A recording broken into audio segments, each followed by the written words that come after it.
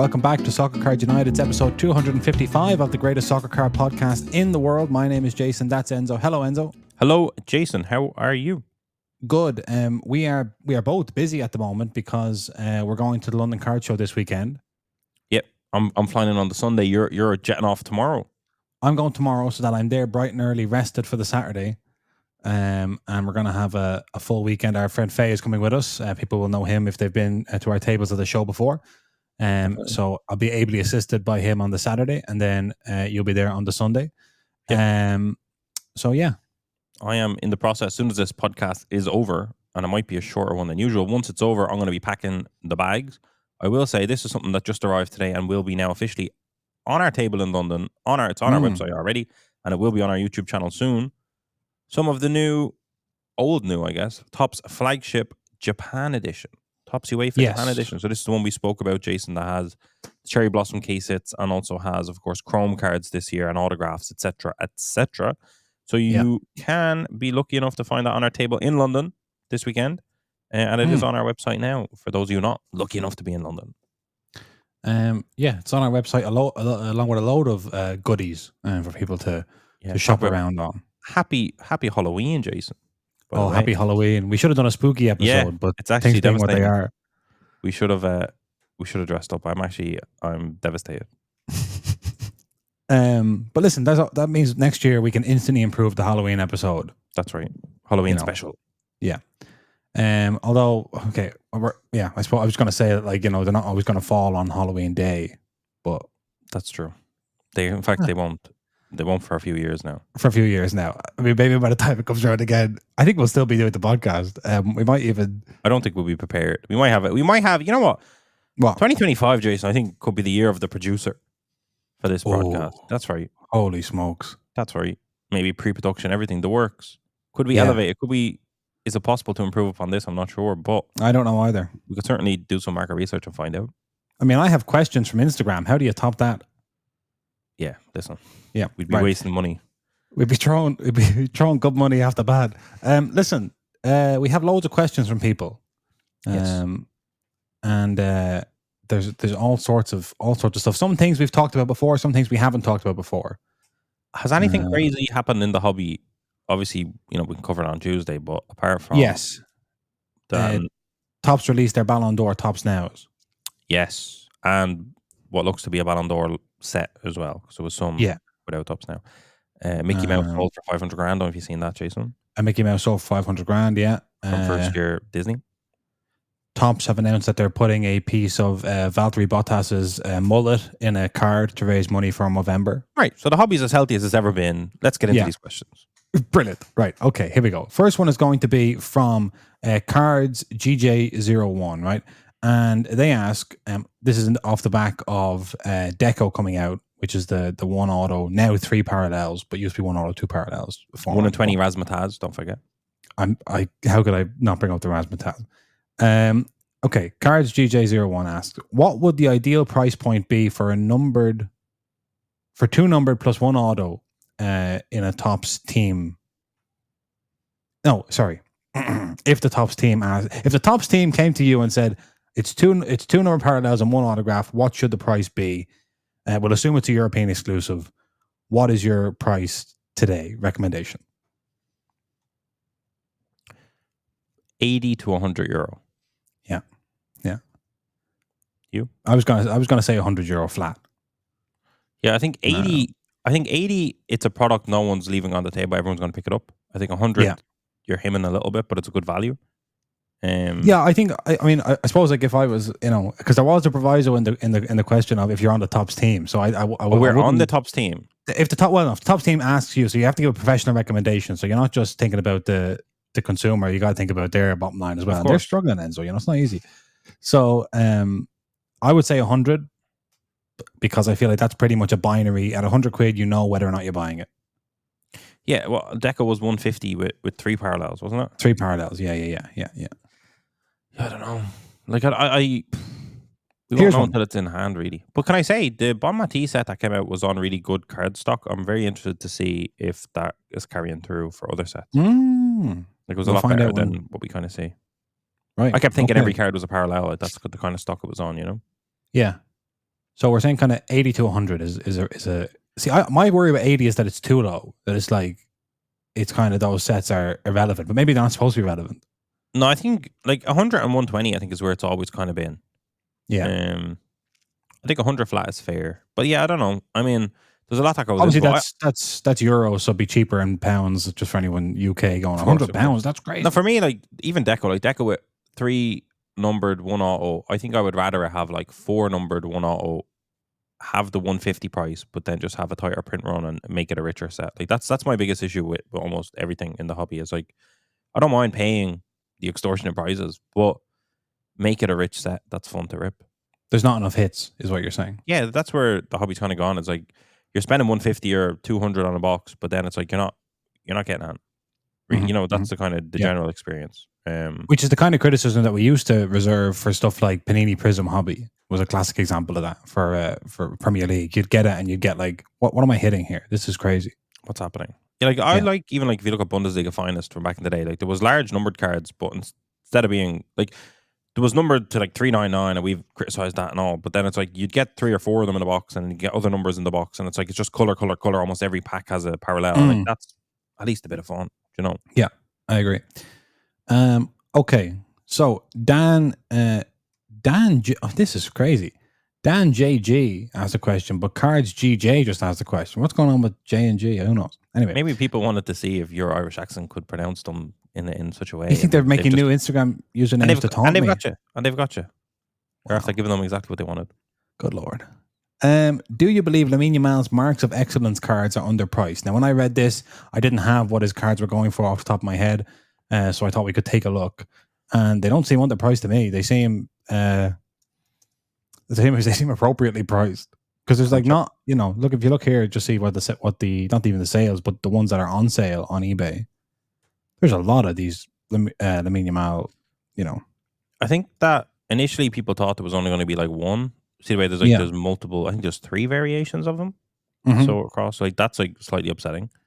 But fun while the products are being sold. It's always fun.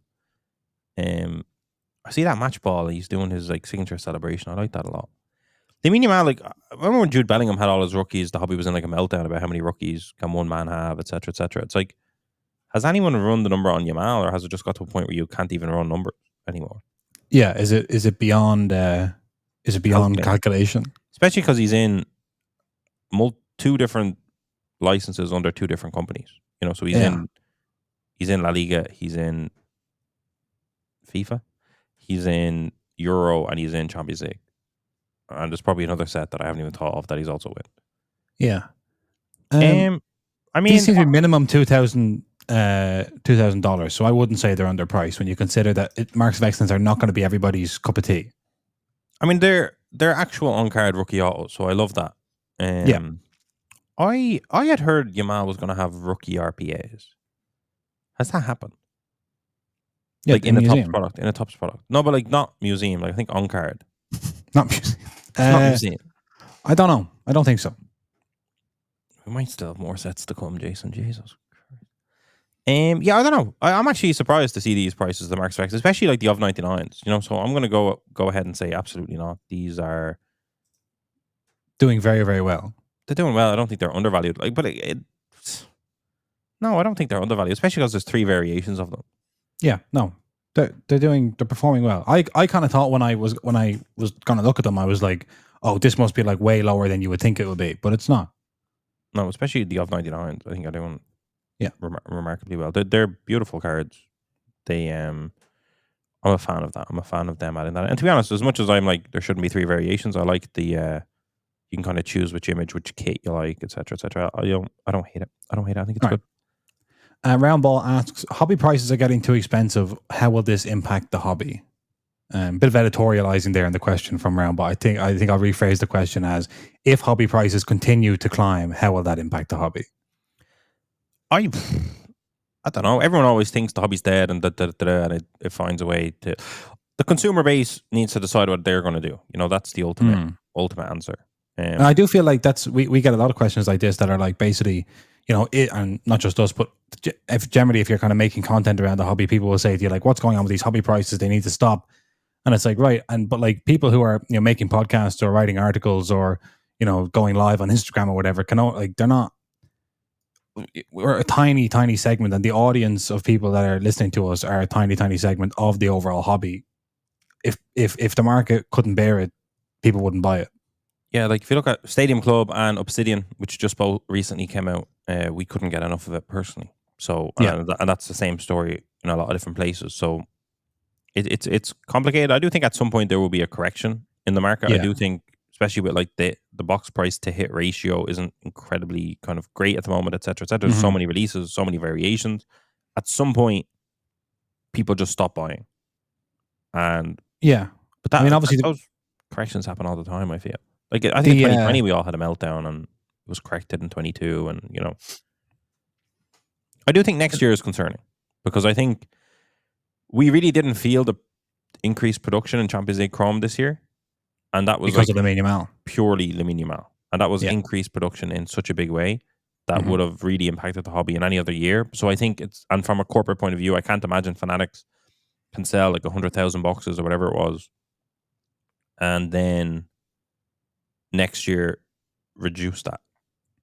I don't think what you're saying. As much as put the genie back in the bottle. Yeah, it's kind of funny. It's like as much as they seem to fully understand that Lamine Yamal is pushing prices because they ensure that they have him everywhere and have rookie logos even on the Ballon d'Or, etc. It's like they seem to understand this kid is big stuff. But it's almost like, does that get carried into the meeting when they're planning the production of the year that doesn't have Lamine Yamal rookies in? Or is it kind of like, okay, well, it's now convenient to forget that, so we'll forget that. Yeah, I think so. And I think Endrick being a rookie in the Topps products in the upcoming year doesn't help the case of that. So like, could be next year. Like next year could be a rougher year for moving product for at the top of the table, whether you're Panini, because Panini have used Endricks, right? So they're not going to have him next year. They've solidified him this year. So it's like, I think Panini and Topps might struggle to sell product at the same volume next year that they do this year. And it's like, are they equipped to do that, or are they just going to kind of hit a wall and go, shit? But like, the demand is still kind of there. I don't know. Well, because I think we've talked about before on the show, it's the answer is breaking. The answer is, it's not, people aren't opening these hobby boxes by and large on their own.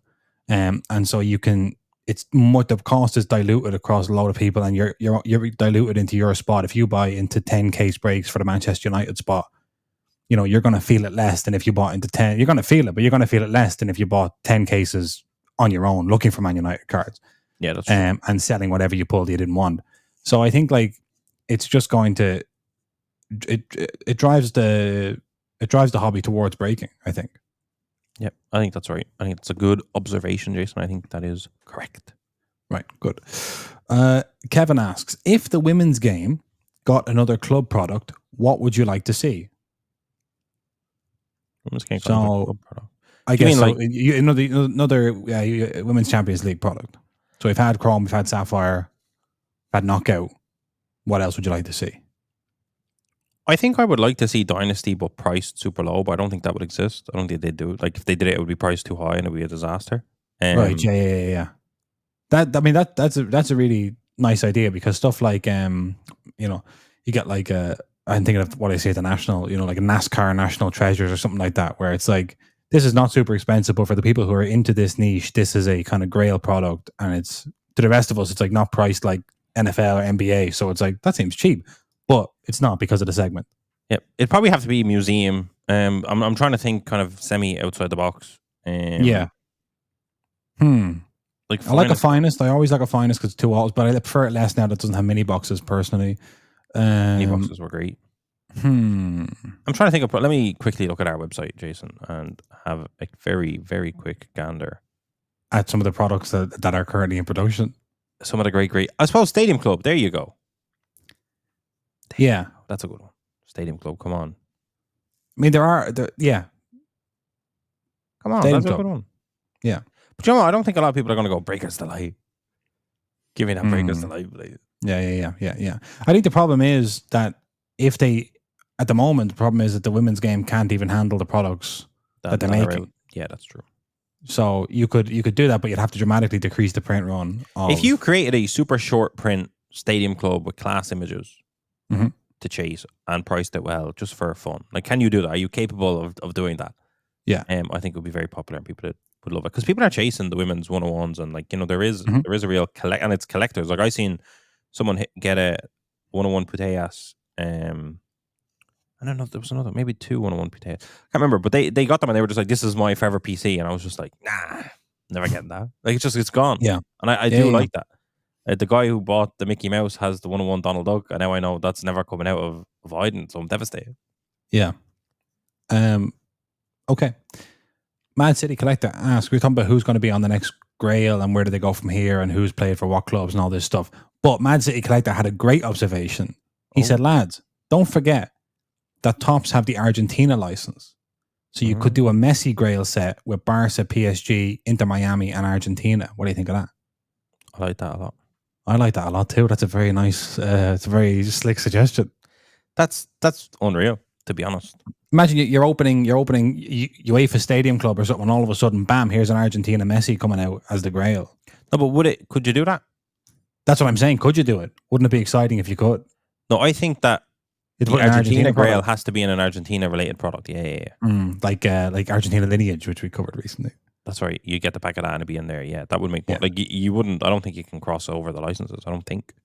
But I'm saying, unless you're Panini, of course.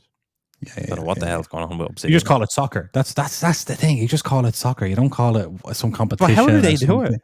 I don't know. We don't know. But surely it's because FIFA governs everything else below it, right? Is that right? I think it's just individual. They're all just individual deals negotiated. Who knows how they do it? And signed off. We bless them. Okay. Right. So we're on to now some YouTube questions. Becker says, here's a mailbag question. Kaboom seems to be the hobby's favorite SSP insert, but there are some other gem inserts. If you were starting a collection of ultramodern, so 2019 forward, Messi SSP inserts, what would you pick for the top 3 inserts, excluding Kabooms, and why? Feel free to look at Topps and Panini sets, club kit, and national kit cards.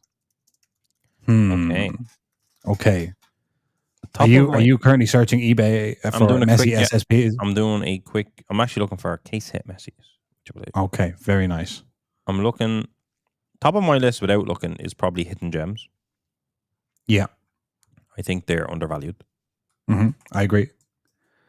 Color. I'm seeing some color blast. The color wheel I'm not into. Is there a Messi hidden gems in the PSG kit? Is it? Yeah, there is. Oh, and a Barcelona. Oh my God, there's so many Messi hidden gems. This is a great answer. There's Inter Miami as well, which I think is class. I love Inter that Miami. God bless them. Did you hear rumors that Neymar might be going to Inter Miami? That would be brilliant. I did. I mean, you instantly have a kind of nice rainbow of hidden gems across Messi's different clubs. And based on the observation of the Argentina license, we should end up with a hidden gems in Argentina kit. And then the questions are starting to answer each other. That's right. Fusions are good, I think, but yeah, I don't know. Hidden gems for me, as much as I dislike a lot of case hits, out there, I think hidden gems are very, very nice. Is there a Messi stained glass and a Messi Renaissance? Because that could be like a... There's definitely a Renaissance. Mm-hmm. And I can't imagine that would... There must be a stained glass, yeah. But how do you feel about like the variation with the goats that was in flagship? Like, is that up there or no? That's a bit tongue-in-cheek for me. It's not... My collection's not a joke. Not a silly collection. There is stained glass from La Liga Mosaic for sure, and there is the answer. Right, World Cup. I like the national landmarks from Copa Prism, but I really like the stained glass with the footballs that everyone hated. Yeah, I love that. So that would be a real sort of. But in terms of like personal collecting there. Yeah, in terms of like value though, like I think like hidden gem, like I don't really know. Like I'm assuming the print run of hidden gems isn't crazy. No, it can't be. Do you know? I think it's got to be. If it's not Kaboom, it's got to be hidden gems. But that's controversial, I think. I think stained glass and I think color blasts are above hidden gem when you look at value. Yeah, no, I think they are, but I think they're kind of getting a bit of Kaboom's hand-me-downs. Right. Because they're Panini. But again, I know Kabooms are not on the question, but if you're Kabooms, I'm not liking the new Kabooms with the 2 Kaboom writing and... Oh, certainly that's been extensively established, your thoughts on the new Kabooms. I'm sorry. There you go. That's some thoughts on that. Right. Thank you, Becker. Okay. This is from Connor. Connor says, any pro tips for people traveling to card shows in Europe and in the UK? Any pro tips? Don't limit. This comes from an Irish person. Yes. Don't limit yourself to the UK. Get yourself over to Germany. Yep. That's absolutely. They speak English and they operate in our currency, and they seem to understand card shows are more cash friendly than card payments. Mm-hmm. Yep. Which is, I think honestly that's an underrated part of, especially for like anytime we go to the UK, people are always like, do you take card? And it's like, I don't even use your currency. Like I'm just about here. Yeah. Don't make me figure out how to take card payments and then lose a percentage. I've already flown here, you know? The Germans seem to understand that. But I will say this also, just on that, on terms of taking card, because we do take card when we go to the UK. Like, I would recommend figuring it as much out in advance as you can and committing to a payment method and then just following through on that payment method. So if you've decided I'm going to use this payment method, which is going to lose me 1.9% of every transaction, but I'm pretty sure will work 99% of the time, that is worth it for the peace of mind. Because if you try and figure out a payment method with every single person who makes a purchase off you, you're going to waste loads of time and you're going to lose sales trying to figure out how to do PayPal with a conversion rate or not with a conversion rate, et cetera, with somebody else when you could have made 2 sales in that or 3 sales in that time. Yeah, definitely. PayPal is always a good last resort, I think, when if you're not operating in your currency. Yes. Right? Because if you're in the UK, say if you go to London and someone's like, do you do PayPal? You can say, yeah, but they're sending Great British pounds. Mm-hmm. PayPal has their own conversion rate. So you're going to lose maybe 4 to 10%, something stupid like that. Like a stupid kind of conversion. Maybe it's 5%. Because the other option is that that PayPal will say, you can say, okay, I want 50 euros.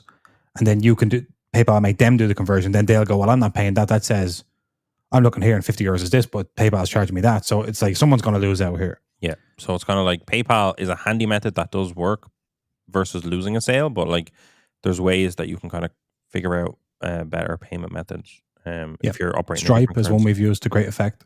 Yeah. But like, in loads of different currencies. Like if you're in Germany, you can do PayPal, no problem, because it's euro to euro. So you're just dealing with goods and services fees, which are fine. Mm-hmm. But yeah, in general, payment acceptance, one way or the other, is definitely key.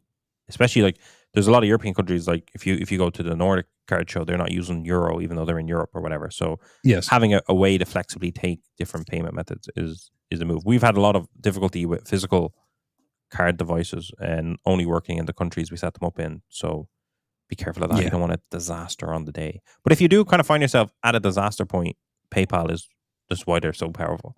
Just PayPal, it will work.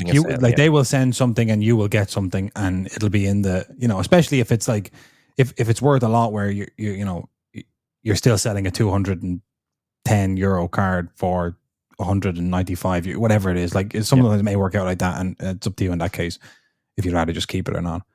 But yeah, like I think what other pro tips we have? Having everything priced definitely helps, but at the same time, it's so hard to price everything. But kind of having some form of inner understanding of the value of it. I mean, it depends, right? Some people go at one table; it's a lot easier.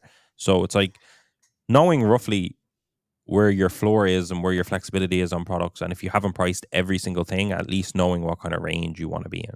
Yeah, because when someone comes up to your table, you need to know the price. Mm-hmm. People don't like when and we do this sometimes as well, but people don't like when you come up and you're going, don't know what it's worth, let me check. Yeah, because then they feel like you're trying to pull a fast one on them or something's going on. Yeah. And also, here's a good tip: when people show you a comp, if you don't want to sell at that price, you don't have to sell at that price. I agree. Yeah, because comps are not. Here's a pro tip, right?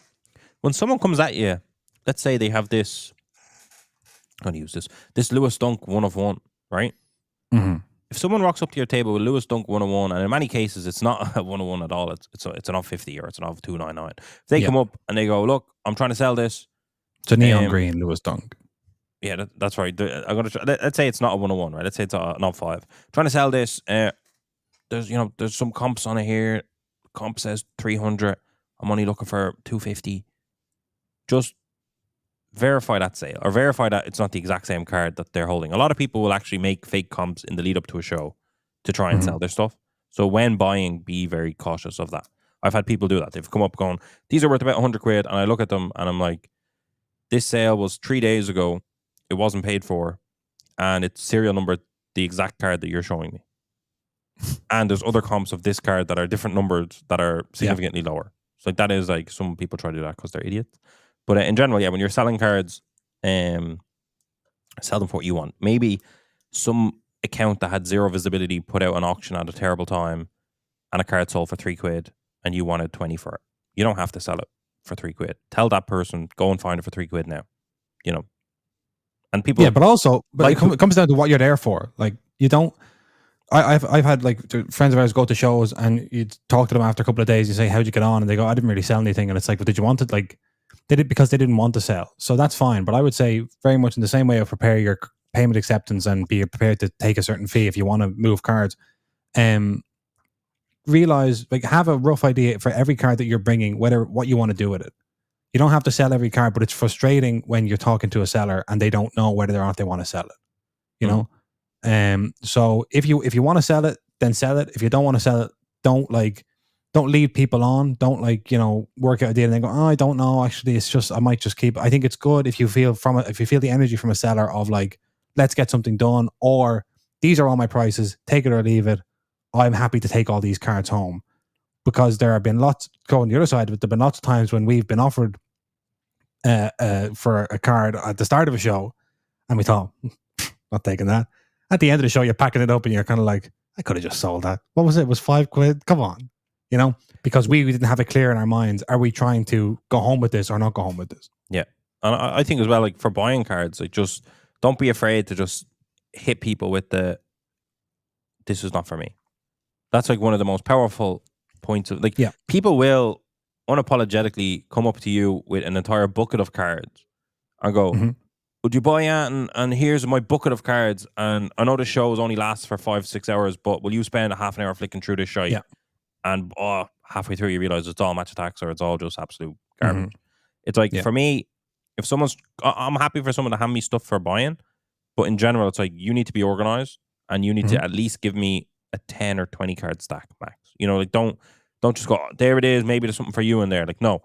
You need to at least be able to hand me a Zion case and say, it's soccer on this side, there's Formula 1 here, let me know if you're in. Like, there's sometimes I'll dig through stuff, but in general, it's like, don't let yourself be in a situation where you're standing on one side of the table, someone is just consuming your time on the other side of the table, and you ultimately don't want their stuff. You just have to hit them with there's nothing for me here. Cheers.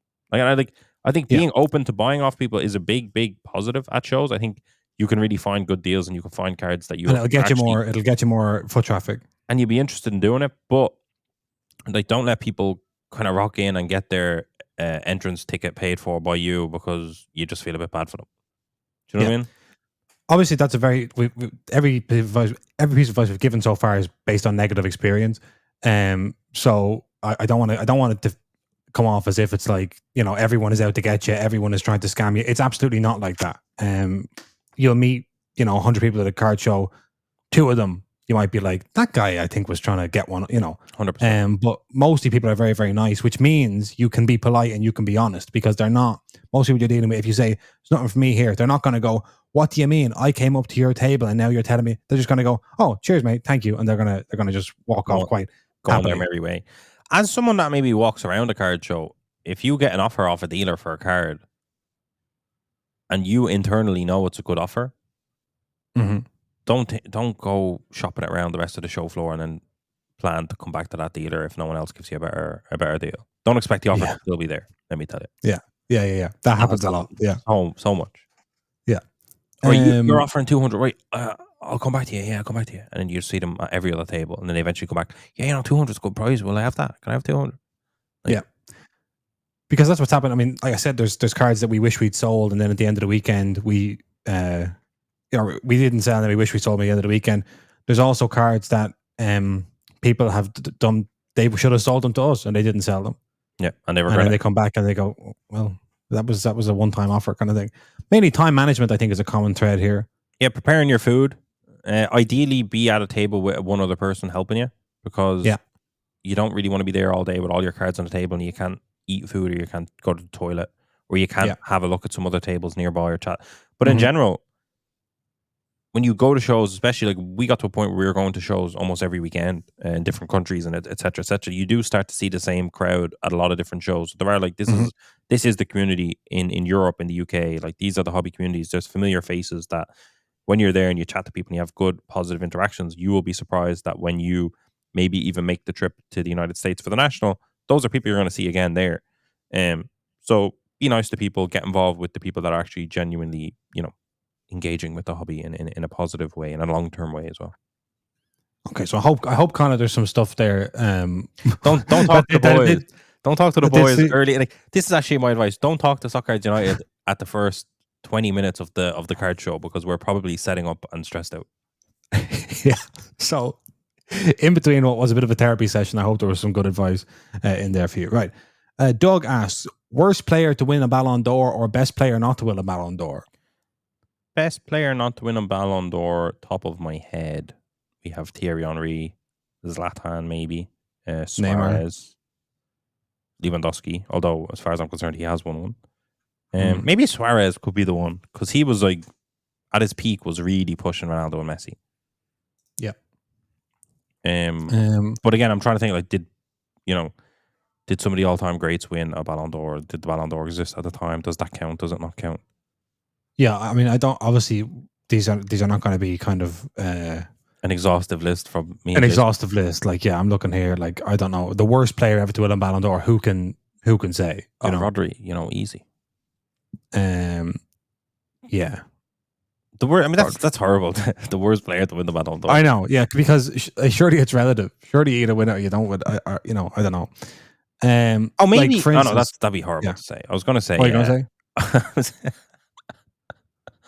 No, it's going to be very controversial. I can't. Okay. Can't get into it. Right. Yeah. Who knows? I didn't see Mateusz Sammer play, but maybe Mateusz Sammer's. I was going to say Nedved. Nedved. People have grievances with Nedved winning. Yeah. Mainly, but like he had like a bad stat season, but like it's not about the stats. No, it's not about the stats. I don't really know what it's about, but it's not about the stats. But yeah, I'd say, like, in the given season, multiple people said this was the person that made the biggest difference, etc., etc. I don't think you can really, once you win the Ballon d'Or, I don't think you can really criticize. I know that I can say this much: Rodri wasn't a thief at the Ballon d'Or ceremony. Let me tell you. No, certainly not. No. The longer that goes on, the funnier it gets. It just seems weirder and weirder, doesn't it?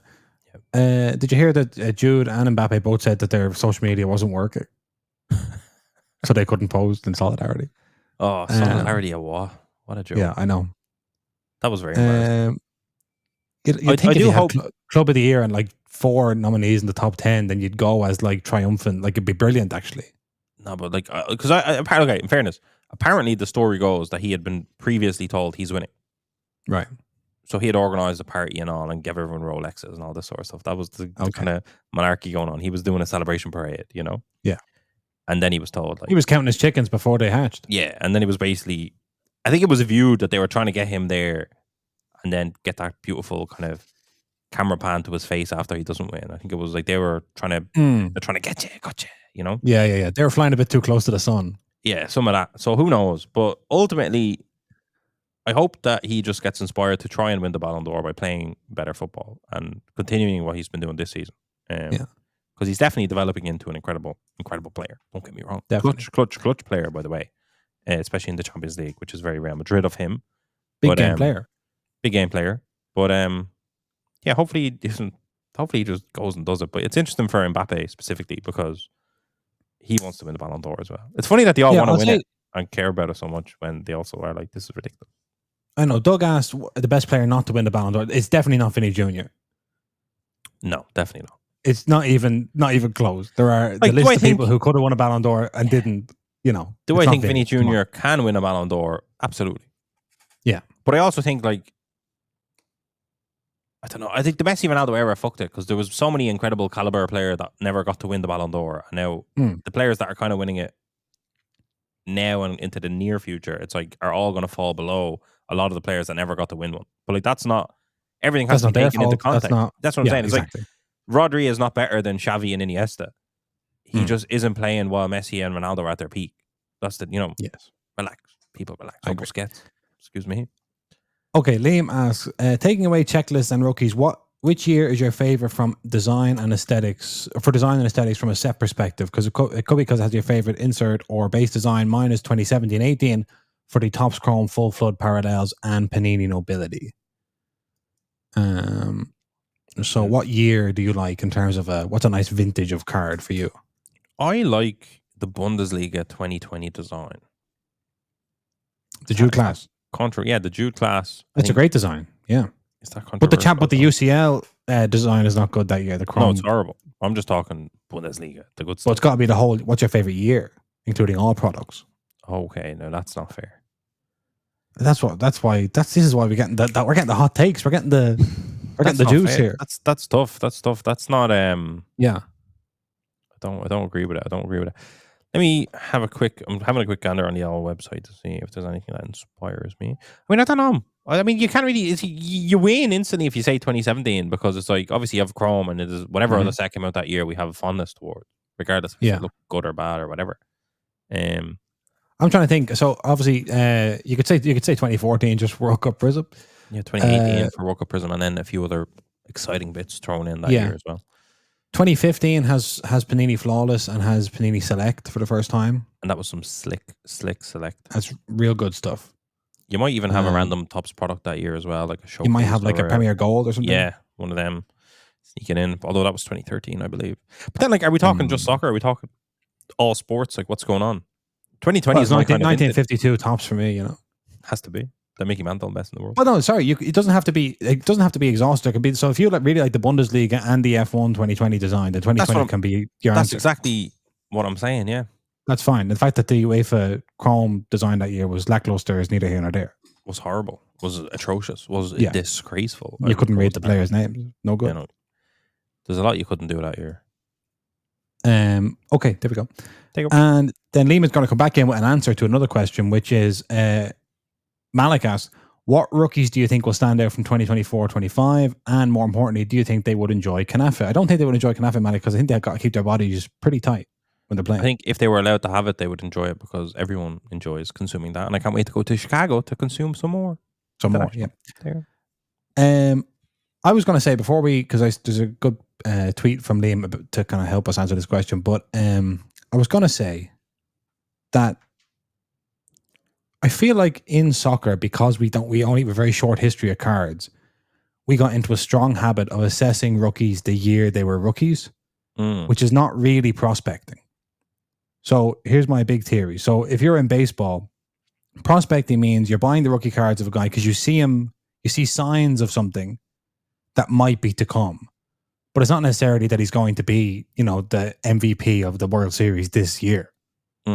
Whereas in soccer, because we don't have like that much history of it, we only had we have to pay attention to the rookies now, like when the Jude class comes out, because like everyone from the last few years doesn't really have rookie cards extensively, or doesn't have a true rookie or whatever. So I feel like one of the things that would be good for the soccer hobby is if we started to judge rookies not on the year that they are rookies, because that's going to be extremely rare and extremely difficult. And if we keep measuring people by that yardstick, they're going to keep falling short. Whereas someone like Cole Palmer is a rookie 21, 22, 23, 24, he starts to show us his stuff. But the Lamine Yamal, even Jude, was Real Madrid's top goal scorer last year, was a rookie 3 years ago. So I think I would like everyone to keep that in mind going forward. Keep their heads. Yeah, I think that. I think we've slightly misunderstood what prospecting is in soccer. That's my hot take. But I feel like, in today's game, today's hobby, should I say, I think that's happening in baseball as well. Like I think people, before anyone's even hit a ball, I think they're prospecting them. I think it's a hobby thing. I don't think it's soccer specifically. And also, as we've had this history in soccer for many years. What do you mean? Of prospecting and rookies and the hobby. The French have been doing this since 1952. Oh, the French. I forgot about the French. They've been doing it since the 1890s. Yeah, right. Yeah, sorry, but I'm not going to talk about it. It doesn't matter. I was going to say something, but I cannot get into it because I don't want to be blamed in the comments. Right. I saw this great tweet from Liam at Sports.com just to say, you went through the Prodigy checklist on the Deco checklist. And it said, pretty confident the highlighted players will receive an RC from Topps in the upcoming Deca release. Get ready to see these names in every checklist over the next year. So the highlighted names are Endrick, Lucas Bergval, Jaden Dans, Ethan Nwaneri, who scored a great goal in the League Cup for Arsenal during the week, Cole Campbell, Mark Bernal, Noah Darvich, Kiel Watson, Kevin Zeroli, Gift Orban, who can't still be I thought he had a rookie card. Anyway, Mikey Moore, Trey Ione, Miles Lewis-Skelly, who has he got a yellow card in the Premier League before he ever made his debut, Miles Lewis-Skelly, pub quiz question. Ethan Wheatley, Yoram Zig, Archie Gray, Pau Victor, Omari Kellyman, Ori Oscarson. So what I'm saying is all those guys, I don't think any of them are going to live up to like a Lamine Yamal level of hype right now, but who knows where they'll be in 2-3 years, is all I'm saying. Yeah, I get you.